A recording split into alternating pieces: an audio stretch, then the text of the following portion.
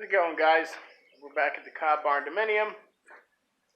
We're doing an update video. It's Father's Day, so happy Father's Day. And we will get into some of the stuff we just finished. It's be a little hard to see, but along our windows here, we decided to redo the surface. There was a 2x4 and just some unrefined areas right here, and we went ahead and sloped those a little bit so that you can see that a little bit better. So we made a nice pattern all the way around. We finally got to the top, so there's actually cob up there over the arch. It'll still need a few layers before it's done. The next things I did was I addressed the overhang of these boards. So all these stuck over something like 18 inches from the end of that beam there. So I got on top with some chalk and I drew a line.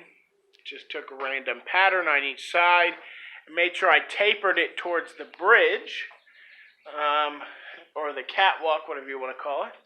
And got up there with a jigsaw and cut it. It was really easy. It went pretty fast. And my wife really likes it because she was worried about there being too many 90-degree angles, too much triangles and boxes. So it helps it fit in here a lot better. One of the next things is that we are getting towards the truss on all sides. So the part that you can see is about almost 3 feet. It's actually 3 feet on the other side. The trusses meet at a different height on the wall on each side of the house. So on each long side, we only have about 3 feet to go on each end. Obviously, there's possibly up to 10 feet. But we actually started getting almost all of our boards that will allow the roof to slip if my building starts to sink faster than the roof around it or settle. So let's go upstairs and I'll show you what I'm talking about. Okay, we're up here on the second story, and these are those plates or whatever you want to call them. And basically what they do is allow this cob here to be attached well to this plate. It's a 2x12. It's about 33 inches long, and there's, 100 nails or something in it. Neither of the insides are covered, so this piece can slip up and away from this wall attached to this board. Every single year or every few months, I'll have to come check this gap and the gap where the cob meets the ceiling. If there is a gap, then we'll know that our building has been settling, and it won't cause my roof any damage by putting undue stress on these trusses here.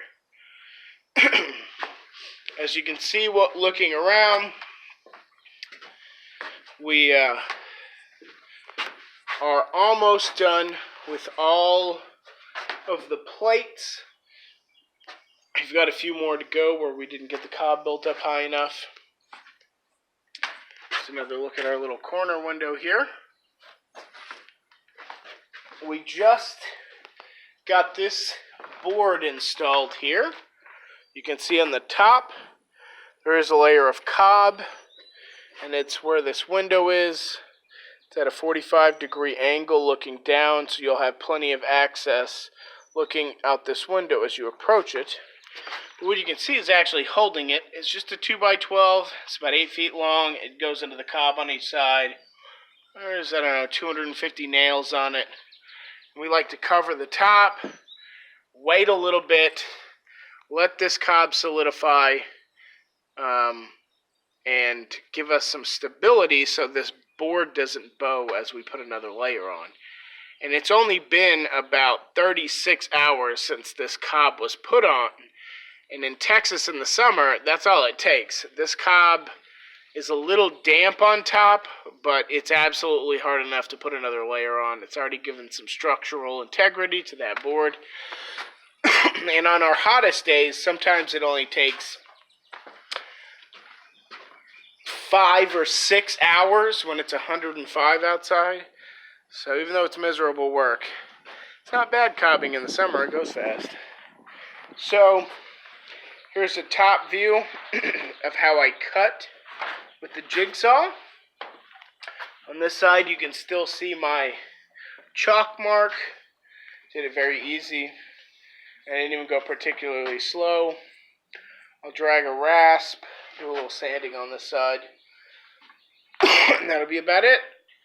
Here's another view of our arch. And that's going to be it for today, guys. I hope you liked our progress. We probably only have a few months to go for cobbing. So we're hopeful. So tune in next time. And thanks for watching. Happy Father's Day. We'll see you next time.